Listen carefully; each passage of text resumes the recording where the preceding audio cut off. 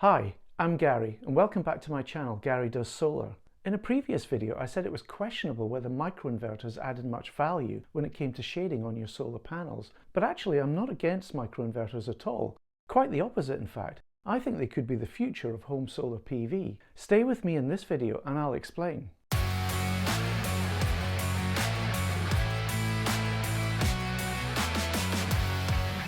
So, microinverters. Are they a viable alternative to our beloved string inverters? Especially now as the global market moves from early adopters to mass adoption. I carried out quite a bit of research into this over the last few weeks, and I've come to the conclusion that for the home solar PV market, microinverters are a much better solution than string inverters. Let me take you through that, and who knows, if you're thinking about getting solar, it might give you some additional options to consider. Let's start by looking at what microinverters are again. Microinverters perform the same function as a string inverter, converting DC power into AC power, but each acts on a single panel, whereas a string inverter acts on the whole string of panels. Up on the roof, microinverters are first attached to the rails, then their respective AC outputs are connected to the AC circuit of the home via the consumer unit, to which all the home appliances are connected to. Here's what these microinverters look like on an actual roof. Their respective DC inputs are then connected into the solar panels when they are attached to the rails. Sunlight hitting each panel will generate DC electricity, which is then automatically converted to AC by the microinverter for that panel and sent into the home. Additionally, a microinverter controller unit is also connected into the consumer unit, and this is able to communicate with all the microinverters. For those interested, the method of communication is not wireless, but instead uses a special signaling through the AC wires. This technology is called power line communication, and there's a link in the description if you want to know more. Although there are many companies who manufacture microinverters, in this video I'll be concentrating on Enphase, who is the world leader. Their controller unit is called Envoy. This controller unit connects out to the internet via the home Wi-Fi or an Ethernet connection. And this allows the manufacturer's cloud-based microinverter management service, called Enlighten in the case of Enphase, to keep an eye on the performance of every single installed microinverter around the world, pretty much in real time. So, already you can see microinverters are very easy to install alongside solar panels, and there's no separate string inverter to install either, streamlining the whole installation process. Let's have a look at the many other benefits of microinverters then. Here we have a house with 3 roof spaces, east, south and west, and the west facing roof has a couple of Velux windows. Let's add solar panels to all 3 roof spaces. We can easily fit 12 panels on the east roof. We can't quite fit as many on the west roof because of the windows, but we can manage 6 panels there. And on the smaller south roof we can fit 3 panels. If we were to wire up these with a string inverter, depending on the power rating of the panels, we might need to put the panels on the east roof onto 2 strings. That's okay because most string inverters can support 2 strings. The panels on the west roof would need to go onto another string anyway because those panels are on a different orientation. You should never have panels on different orientations on the same string, as this will bring the total power output down. Therefore, the 3 panels on the south roof would also need to go on their own string for that same reason. And this brings another problem. The size of the string inverters used needs to match the power output of the panels, and 3 panels may not generate the minimum voltage required. So for this particular house, we'd likely require 2 string inverters of different sizes. Instead then, let's look at how we would wire up all of these panels using microinverters. Well, that was easy. We just wire them all up in series. It doesn't matter that the panels are on 3 different orientations. This is because microinverters manage each of the panels individually, so low generation of panels on the west roof in the morning will not affect the greater power being generated in the panels on the east roof. Let's take a smaller house now. We can only fit 3 panels onto the south roof as there is a chimney. If we were to use a string inverter, we would have to size it correctly for so few panels. But with microinverters, it doesn't matter how many or how few panels there are. We just wire them up to the AC circuit as before. So you can already see that with microinverters it's easy to install solar panels onto any kind of property. It doesn't matter how many roof orientations there are, and it doesn't matter how many or how few solar panels each roof can accommodate. Microinverters are just so versatile. And that versatility doesn't stop there either. Let's consider expanding an existing solar panel installation. For example, let's say in a few years' time the owner of the larger house wishes to add a couple more panels on the west roof underneath those windows, like so. With a string inverter, any expansion requires the inverter size to be matched to the new string size to ensure high performance. And usually this means the existing string inverter has to be replaced or a new string inverter added into the installation. Worse still, due to the continual advances in technology over even a short time, it's often impossible to get hold of the same panels that are already on the roof. And having different kinds of panels in the same string, even if they're in the same orientation, is an absolute no-no for string inverters. But for microinverters, none of this presents any problem whatsoever. We can simply extend the AC cabling into the new panels. It doesn't matter if the new panels are of a different power output or have a different panel degradation. Likewise, if the owner of the smaller house wants to maximize the size of their array by adding an additional much smaller panel beneath the chimney, that's no problem. This extra panel is just wired in the same as the others, and the microinverters will maximize the total generation of all the panels, even though the new panel generates far less power than the others. Another major benefit of microinverters is their monitoring capability. And whilst the string inverter can record all manner of statistics about each of the strings, including power generation, voltage and current, they can't see beyond that. They can't see what's going on with individual panels. And that means if there's a problem with one of the panels, there's a fair bit of detective work required in order to identify which one. Using the larger house again as an example, if we look at the power output of the two strings on the east roof, we might see that the first string is not producing as much power as the second, 1.57 kilowatts compared to 1.89 kilowatts. Assuming all the panels in the second string are functioning normally, you might make an argument that each panel is contributing roughly 315 watts on average. And based on that, you might hypothesize that one of the panels may have failed in the first string. But you don't know for certain, and you can't determine which one from the information the string inverter provides. And of course, we're fortunate here that we had a second string with the same number of panels on the same roof orientation to compare power outputs with. Without this, we'd have to compare against historical outputs for an equivalent sunny day at the same time of year. Okay, to investigate more then, we could use a thermal imaging camera. And in our example here, we can see that the second last panel looks to have some kind of problem. Wouldn't it be great if instead we could see statistics for each panel in addition to the whole string? Well, that's another benefit of using microinverters. You can do exactly that. Here is the kind of detailed reporting that you can get using Enphase microinverters. And this will be similar to other microinverter manufacturers' systems. You can view the power output, voltage and current of each panel in real time. And you can view all this from whatever device you like, wherever you might be. There's no doubt that the more data you have access to in any system, the more informed you'll be about how it's performing. And with microinverters, you get plenty of data. The next benefit is what I think is one of the most important ones when thinking about a solution for the mass market home solar PV. There is no single point of failure with microinverters. Let me explain what I mean by that. Here is a south-facing solar array connected to a string inverter producing 4.8 kilowatts on a sunny summer's day. If that inverter were to fail, then you would lose production on all the panels. And because the cost of that lost production is clear, it creates an urgency to have that string inverter fixed or replaced. For a microinverter system, however, it's very different. If one of the microinverters develops a fault, it only affects the production on the panel it is connected to. In our system here, that's only an 8% loss. Sure, the problem will need addressing at some point, but there's no urgency now. And even in the unlikely event that a second microinverter were to fail sometime later, the system is still operating at 84% capacity. In my mind, that's a huge plus point for a microinverter-based solution. And not only for the mass market.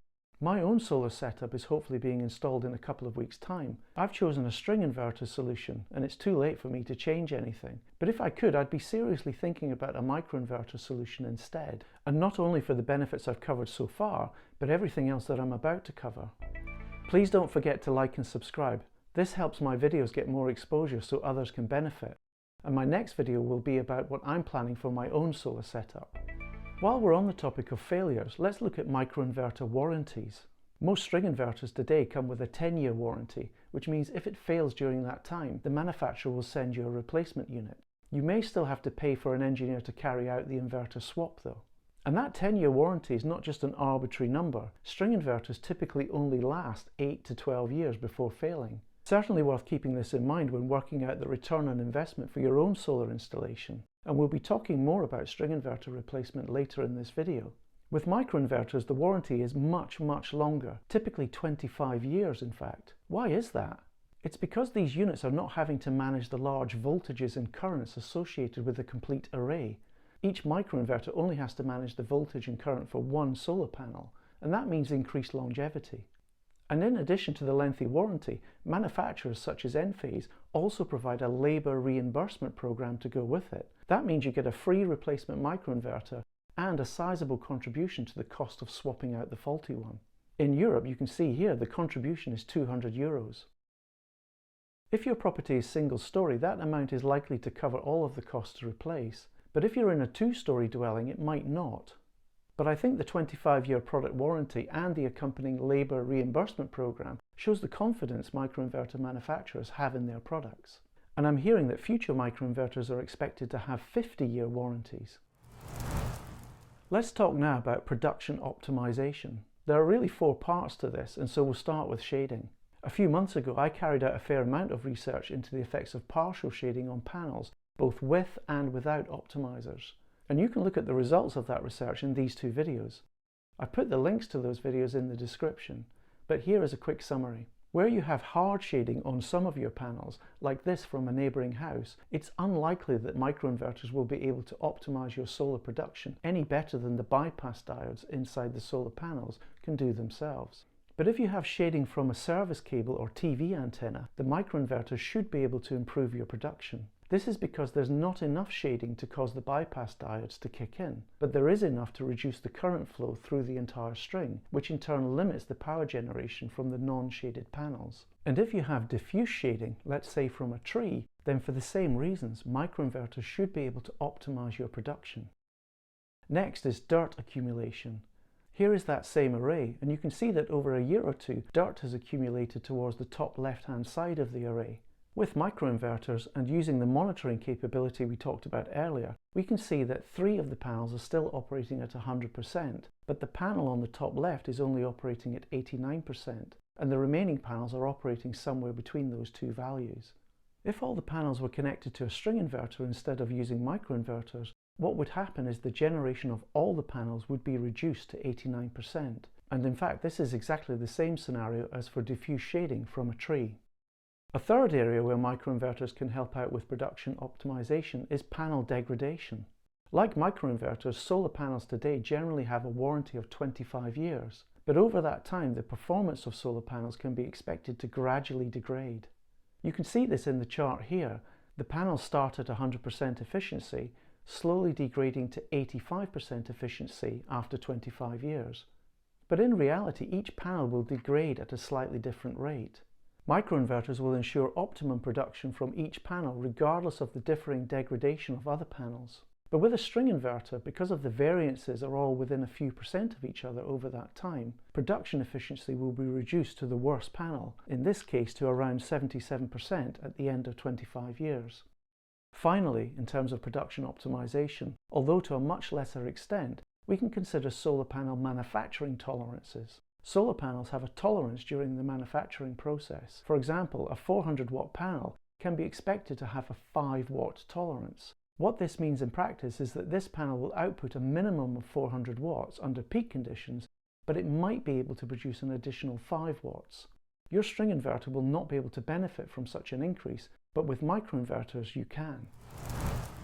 Another important benefit of microinverters is all to do with safety. Rapid shutdown is a critical safety procedure of solar panel installations, required to ensure the safety of emergency responders and electrical workers during maintenance and repair activities. During a fast shutdown procedure, the electrical output of the solar panels is rapidly reduced to a safe level. This is especially important in high voltage systems where the potential for serious injury or death is significant. This safety procedure was already mandated in most states in the USA more than 10 years ago, and it's also mandated in a growing list of other countries around the world. String inverters can shut off to prevent the energy generated by the panels from getting past the inverter, but the panels will continue to generate electricity if the sun is shining, which creates voltage and current on the cables between the panels and the inverter. As a result, most rapid shutdown regulations today require shutdown to occur at the module or panel level, hence the use of module level power electronics, MLPE, such as microinverters or optimizers to meet this function. Additionally, when considering the possibility of arc fault fires, microinverters are inherently safer than string inverters because they never contain high voltage DC power. If you're getting a lot from my videos and would like to support my channel, here's my referral code for Octopus Energy if you live in the UK. And if you sign up using this code, we'll both get £50 credited to our accounts. Okay, we've looked at the many benefits of microinverters. Let's now look at some of the potential drawbacks, starting with the higher upfront costs. Today, you'll pay more for a microinverter solution than a string inverter one. But we should consider those costs in relation to the expected lifetime of the system, which we'll assume is 25 years.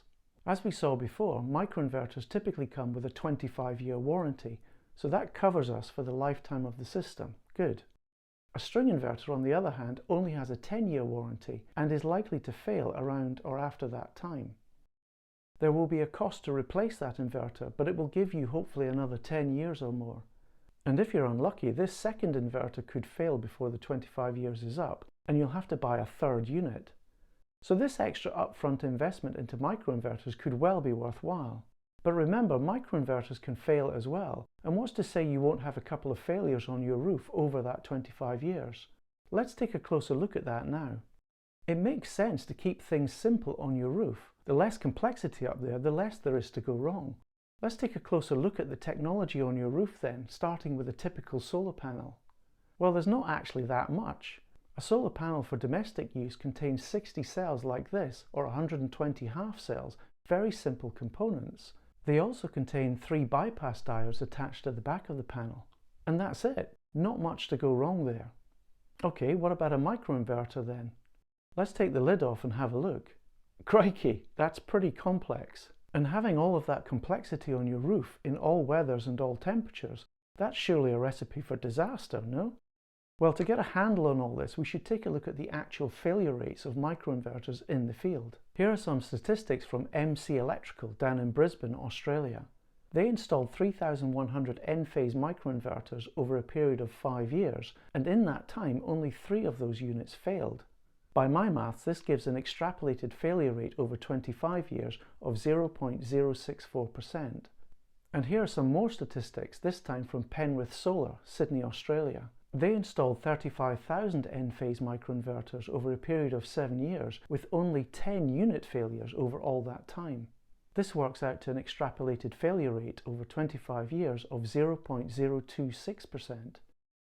Enphase's own published failure data is 0.05%, which is between those two values, so we'll go with that.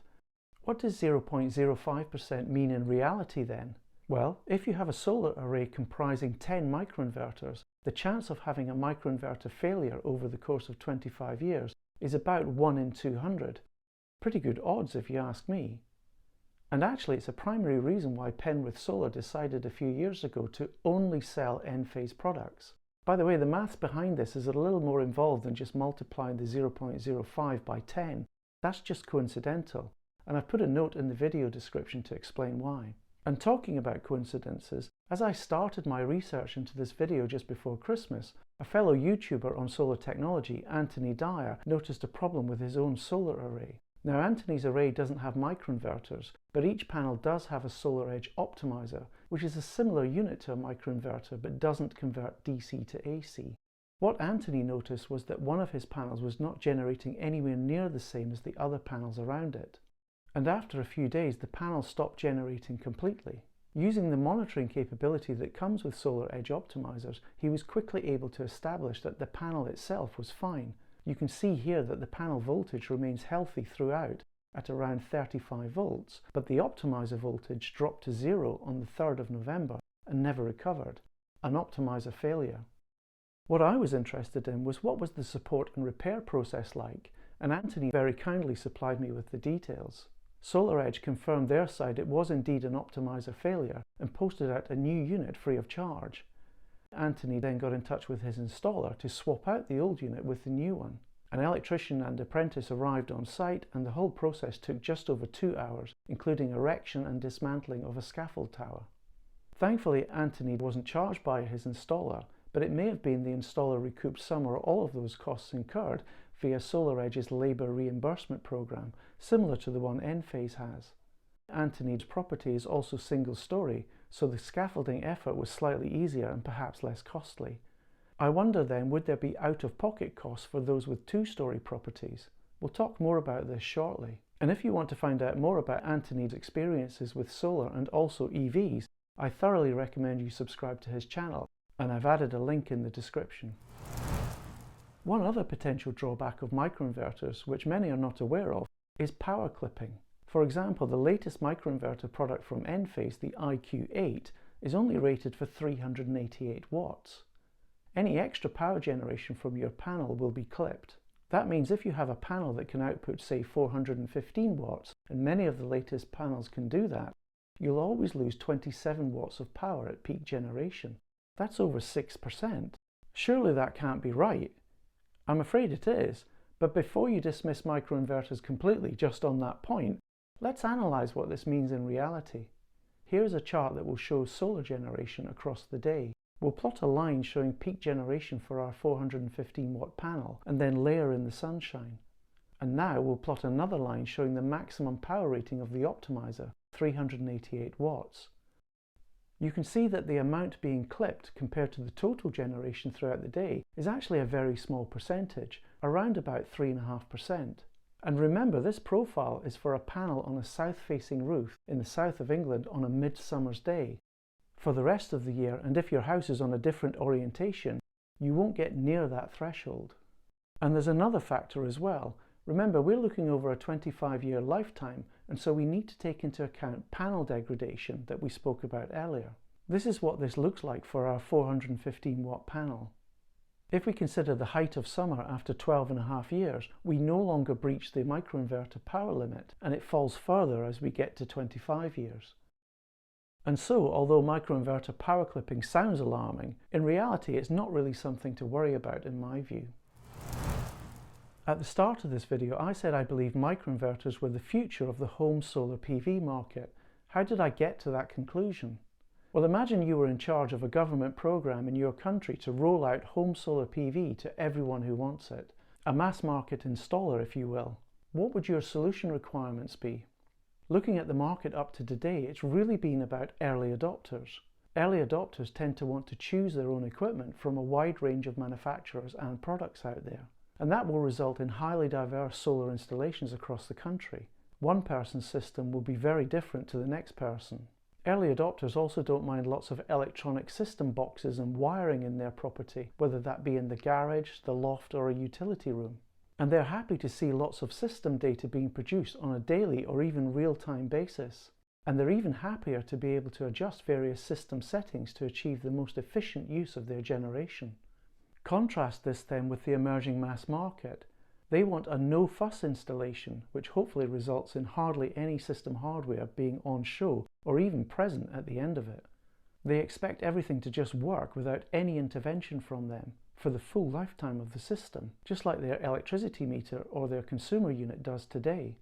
And if there is any problem, they expect to be notified about it, and they expect it to be repaired in a timely manner, ideally under warranty. And if they ever sell the property, they expect there to be a straightforward handover process to the new owner. And for those that want to add extra elements to their system, like a battery or a solar diverter, they expect that to be possible without any fuss. Back to you then as a mass market installer. What are your own requirements in light of that? Well, you'd want to limit the number of solutions that you supply to the market. That's better for stock control and should also provide you with economies of scale and bargaining power with your suppliers. There would also be less training to contend with and easier support for the many installations you make, which would eventually number in the hundreds of thousands or potentially even millions. And you'll certainly expect reliable performance over a 25-year time frame for the solutions that you supply, ideally with full remote monitoring capability. And in the event of any installed system failures, you'll want to ensure there is a low-cost, straightforward repair process in place. So I think you can see where this is going. Only a microinverter-based solution will meet the needs of the mass market and the installers tackling that market. They provide a single solution for any type of property that is also straightforward to install. And despite a higher upfront cost, they're more cost-effective for the customer in the longer term. Microinverters already exhibit high reliability today, and they're getting even more reliable all the time. And all of this is backed by lengthy warranties, 25 years today and soon to be 50 years. And if there is a microinverter failure, it will not bring the whole system down, taking the pressure off for an immediate need to repair. The only niggle I have is, could there be a cost to the customer for those repairs? Will the cost of the scaffolding to get to the roof of a 2-story property be more than the labour reimbursement costs in the warranty? We'll have to see, but there are already companies out there developing highly cost-effective scaffolding solutions that could be the key. Thanks for taking the time to watch this video and for all your support over the last 6 months with my channel. Until next time.